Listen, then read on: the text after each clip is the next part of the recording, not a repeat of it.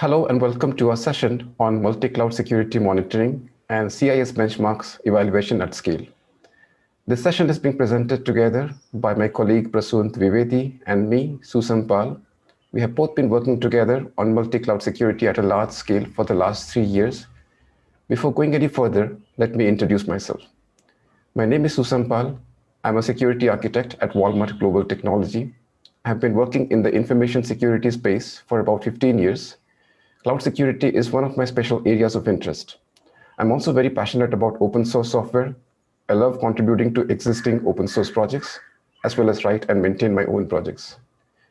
We will now take a brief look at what we will discuss in this session. Before we do that, please feel free to ask questions throughout the session whenever you have any questions.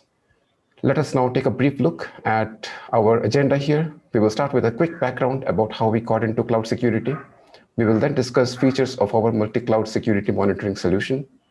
We will spend a lot of time discussing the design of the solution, how it caters to multiple clouds, how it addresses the inconsistency in concepts, terminology, and data formats between various clouds. After discussing the design, Prasoon will show us how this design can be used to implement CIS benchmark evaluation and reporting across multiple clouds with some concrete examples. Finally, we'll talk about the results we obtained using our solution. We will talk about other industry standards out there, followed by a quick recap and conclusion. Before we discuss our monitoring solution, let us take a few moments to emphasize the importance of cloud security. In the last several years, there has been a very strong trend of more and more companies moving larger and larger portion of their workloads to clouds. In fact, as per many studies and forecasts, this trend is going to continue for the foreseeable future. Cisco Global Cloud Index, for example, predicts that in this year, 2021, 94% of workloads and compute instances will be processed by cloud data centers. As the usage of cloud increases, so does our emphasis on cloud security. This increased emphasis on cloud security is very relevant today. Here is an interesting piece of statistics. In 2019 alone, there were 7.9 billion data records compromised. It is a huge number. As we began working on cloud security, we realized that creating cloud security monitoring tools that can work uniformly across multiple cloud providers comes with certain challenges. Most of these challenges are due to lack of standardization between the various cloud providers. Every cloud provider has its own API, data formats, concepts, and terminology. Some of the challenge also comes in terms of performance. Running a cloud monitoring tool on a large cloud infrastructure, say one consisting of 100,000 computes, hundreds of databases, and so on, can consume significant time. So these observations were the motivation for us to start working on a cloud security monitoring tool. Let us now discuss how to develop a cloud security monitoring solution that can work at a large scale. No matter what our cloud security monitoring tool looks like, we have to follow a process to ensure that this tool is being used correctly. This process involves 3 important steps. Audit the cloud periodically to detect security issues, patch the security issues, most importantly, repeat this process in a loop again and again.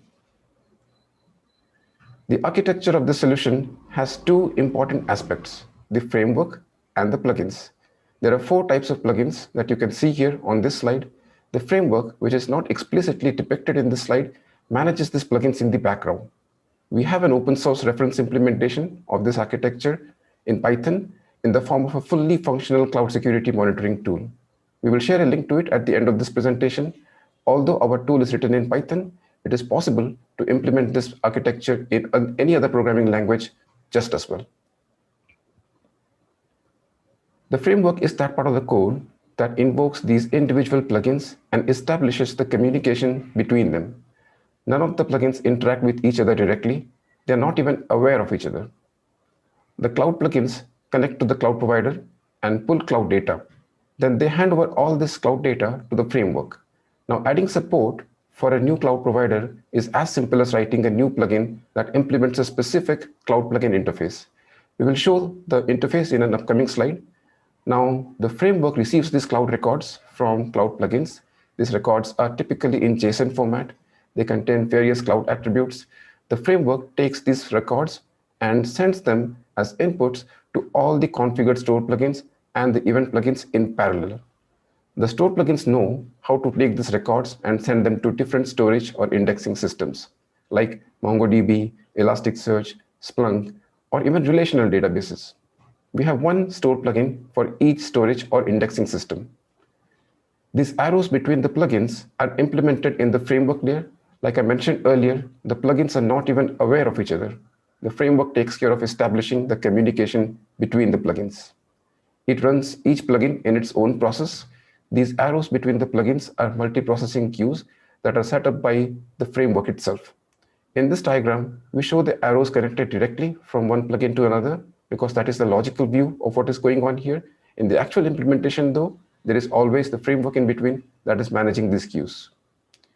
You may notice that the framework takes the cloud data and feeds it to both the store and event plugins at the same time. This is done so because as we are storing all this data in storage systems, we also want to start looking for security issues. Each event plugin specializes in looking at one type of security issue. For each security issue found, the event plugins generate an event record. An event record is just another JSON object that describes a security issue found by the event plugin. The alert plugins take these event records and send them out as alerts. These alert plugins receive the event records in JSON format. They convert these JSON objects into a suitable format for alerting.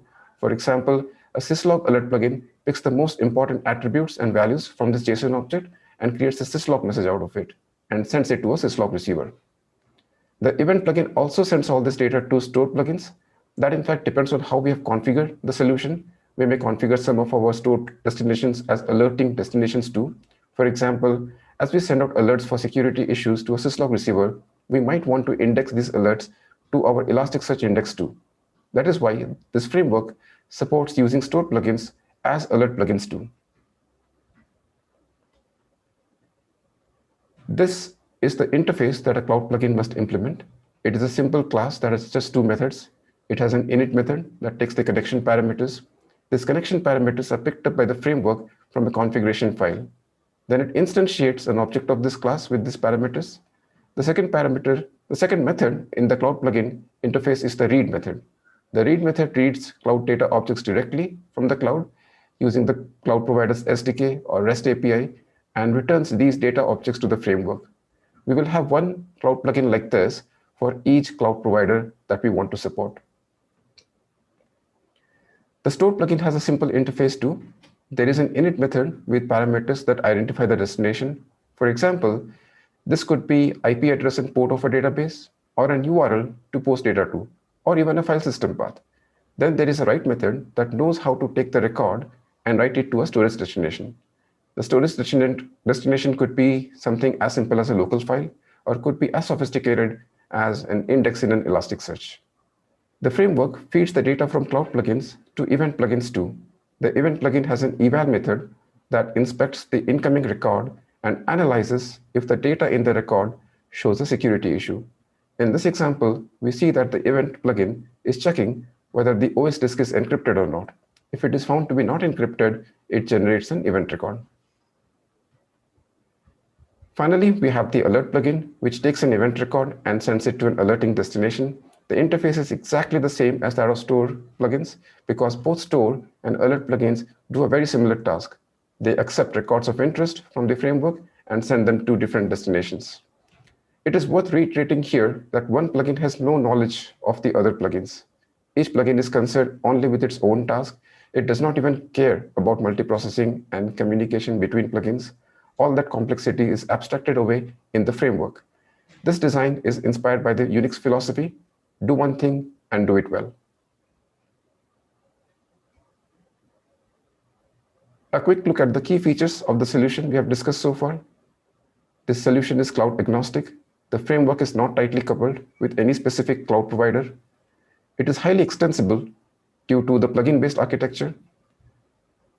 The solution is agentless because this tool does not have to be installed within the computes running on the cloud. The entire solution can be run on any system independent of the cloud. It is fast due to the usage of multiprocessing. Each plugin is run as a separate process, which allows plugins to run simultaneously on independent cores. It supports generating reports in multiple formats because it supports multiple storage systems. Out of the box, it supports Splunk, Elasticsearch, and MongoDB, and these systems come with their own dashboard and reporting tools. For example, Splunk has Splunk dashboards. There are tools like Kibana and Grafana for Elasticsearch. Finally, the solution supports industry standards with ease. We will see later in this session how easy it is to develop high-performance event plugins to perform CIS benchmark auditing with very little code. It takes only about 30 to 40 lines of code per event plugin. We will now see what the actual data looks like. When a cloud plugin returns a cloud data record, it arranges the data into 3 top-level buckets, identified by these 3 top-level keys: raw, EXT, and COM.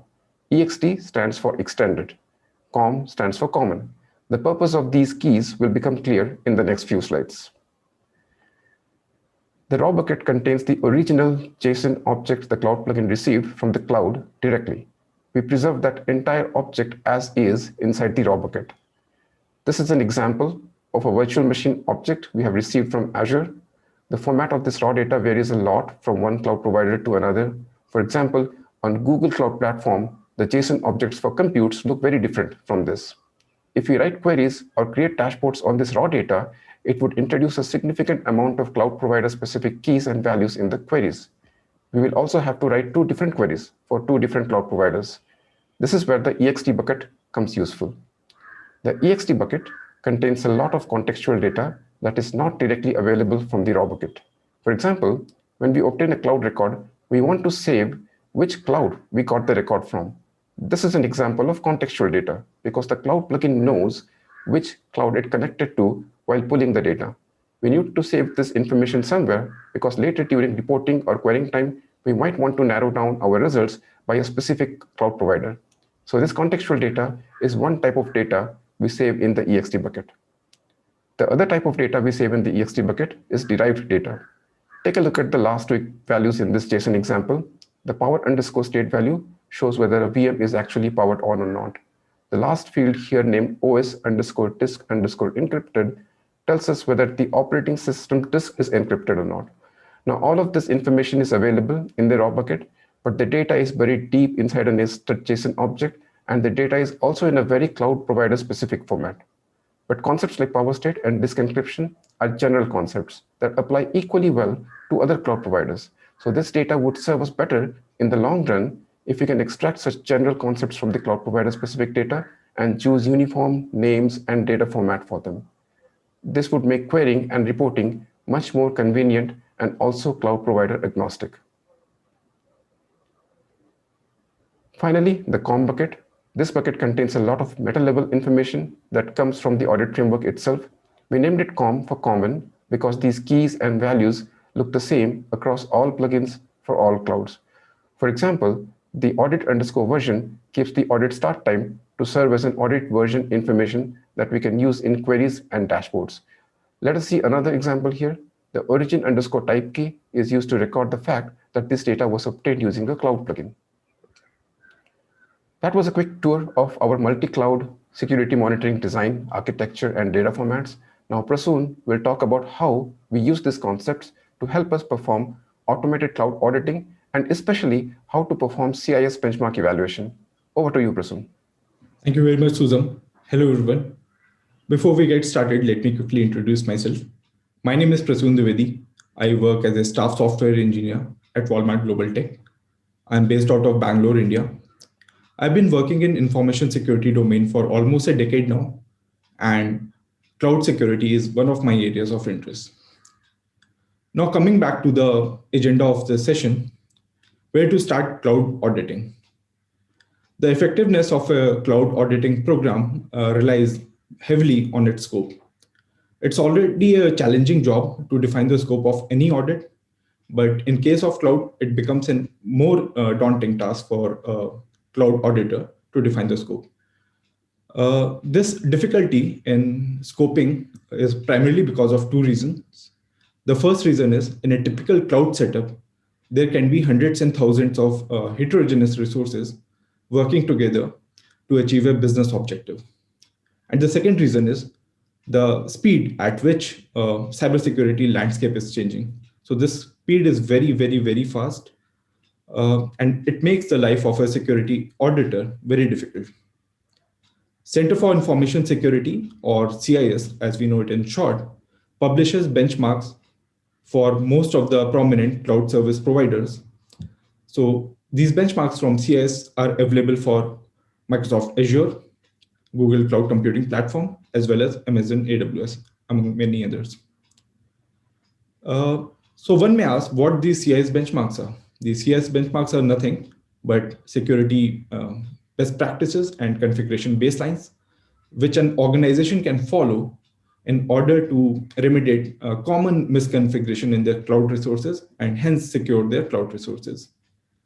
Many of these CIS benchmarks map directly to one of the well-known industry standard or compliance framework, such as frameworks and guidelines from NIST, ISO, PCI, HIPAA, SOX, and so on.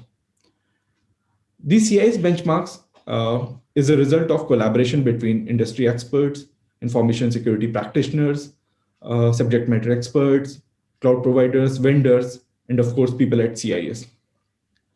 CIS also makes a very conscious effort to keep these benchmarks updated with the latest trends in cybersecurity. And hence, for all such reasons, CIS benchmarks are highly regarded in the industry. And hundreds and thousands of businesses have already adopted CIS benchmarks for their auditing needs, as well as to protect their resources in their journey towards the cloud.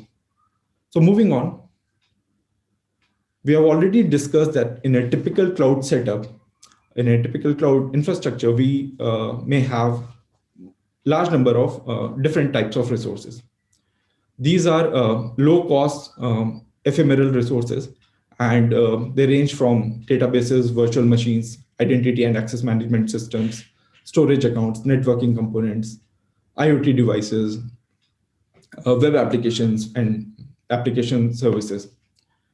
So CIS benchmarks for a given cloud provider covers most of these resources.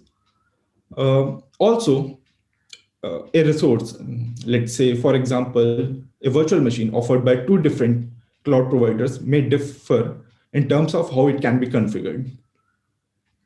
So this may cause potential risk in term if these resources are not configured well. So CIS also takes care of this issue, and they may publish additional benchmarks or different benchmarks for same resources, but offered by two different cloud service providers. So we have talked enough about Center for Information Security and their CIS benchmarks. Now we'll see how the framework which Susam talked about earlier implements CIS benchmarks. And we'll do so by means of few examples. So on our screen over here, we see a CIS benchmark.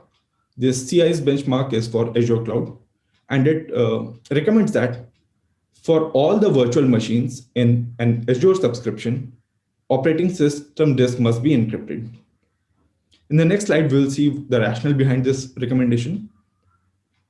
So it is of utmost importance for an organization as well as an individual to protect its data.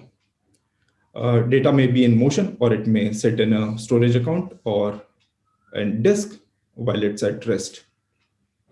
And one way to protect that data while it's at rest is to prevent unwarranted reads. So if you encrypt your VM's OS disk partition, you can prevent it from unwarranted reads, because it can then only be read by actors who are in possession of the right encryption key. So this way, encrypting a VM's operating system disk partition protects its confidentiality and integrity. Now, in the next slide, we will see by means of a small illustration how the framework implements this benchmark. So on your screen over here, you see 4 rectangular boxes. Each one of these rectangular boxes represents a cloud plugin. So on that top left section, you see Azure VM Cloud plugin. This is a plugin which is responsible for talking to the Azure cloud by means of APIs and getting data about all the VMs present in a given Azure subscription. This plugin will also get meta level information about the VMs as well. And to do so, this plugin may make one or more than one call to the Azure cloud. Once the Azure Cloud plugin receives data about all the VMs present in a given Azure subscription, it will sanitize this data, it will massage it and normalize it into a VM record. VM record is nothing but a JSON object, which represents a virtual machine and its state. These VM records will then be passed on to one or more store plugin, who will be responsible for persisting it into a data store from where this virtual machine information can be used for further analytics. The VM record will also be intercepted by Azure OS Disk Encryption Event plugin. This plugin is responsible for evaluating VM record and ensuring that operating system disk is encrypted. If it finds a VM where operating system disk partition is not encrypted, it will generate an event. An event is nothing but, again, a JSON record. This event record for this particular example will be of type Azure OS Disk Encryption Event record. This event record will then be passed on to store plugin, which will be responsible for storing it in a data store. This event record will also be intercepted by an alert plugin, which will be responsible for sending out an alert. An example of alert can be an email sent out to all the stakeholders, notifying them that there is such and such VM in their Azure subscription where operating system disk encryption is not enabled. So this way, the framework we have proposed implements a benchmark. Now let's see an example of an event record. So on our screen over here, we have an event record from the previous example. This record is of type Azure VM OS Disk Encryption Event. It has two buckets, which we have talked about earlier as well. The first bucket is an EXT bucket. This bucket contains metadata about the audit as well as the resource which is being audited. So in this bucket, you see that there are information about the cloud, which for the previous example is Azure, the power state, the subscription ID, and other data to identify the Azure resource as well as the Azure subscription. The EXT bucket will also have contextual and derived data like power state and state of operating system disk encryption, which in this particular case is false. The next bucket, COM bucket, which is short for common, will also contain other metadata. But there are two fields in the COM bucket which are of our special interest. The first field is the description field. The description field will tell an auditor what exactly is wrong with the cloud resource which is being audited. So for this particular example, it will tell the cloud auditor that there is such and such VM in the Azure subscription bearing such and such ID, which has unencrypted OS partition. The other field which is of our interest is the remediation description field. So the remediation description field, as the name suggests, will tell the cloud administrator what's wrong with the security configuration of the resource they are managing.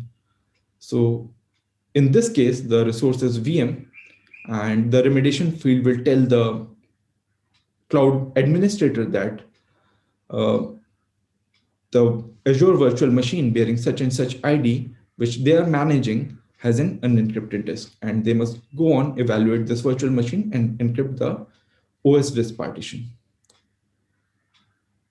So moving on, we'll see one more example to make the concepts a little more concrete. So the next benchmark is again for Azure Cloud, and it recommends that all the web apps in an Azure subscription must use latest version of TLS. We'll see why this recommendation makes sense in the next slide. So TLS, or Transport Layer Security, is a well-known protocol to safeguard data's confidentiality and integrity while it's in motion between web apps or upstream and downstream services. Industry standards such as PCI DSS also recommends that only version 1.2 of TLS must be used. The reason for it is prior versions before TLS version 1.2 have known vulnerabilities in them. So in order to protect the data while it moves between subsystems, it's important to use at least version 1.2 of TLS. Moving on to the next slide, we will see how the framework we have proposed implements this benchmark, again by means of an illustration. So again, we see 4 rectangular boxes, each one of them representing a plugin within the framework. So this time, Azure VM plugin is replaced by an Azure Web App Cloud plugin. As the name suggests, this Azure Web App Cloud plugin will talk to the Azure Cloud by means of APIs and get information about all the web apps which are present in the Azure subscription.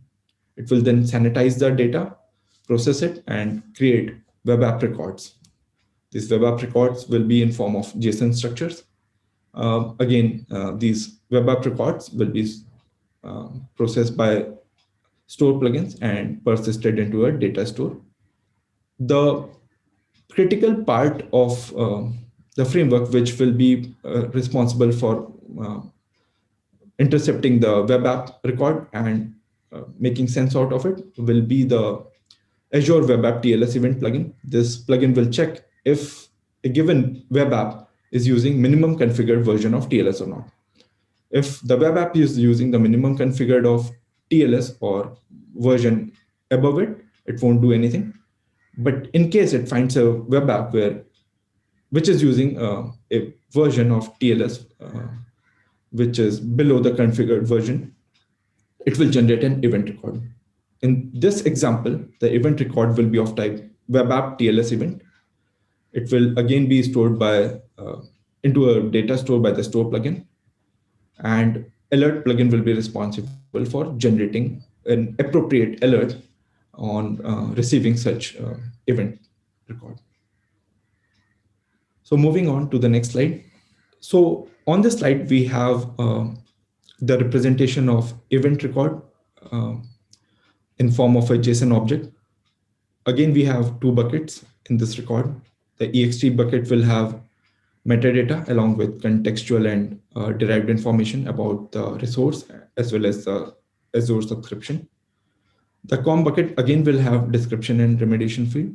So let's see how the description and remediation field will look like for this particular event.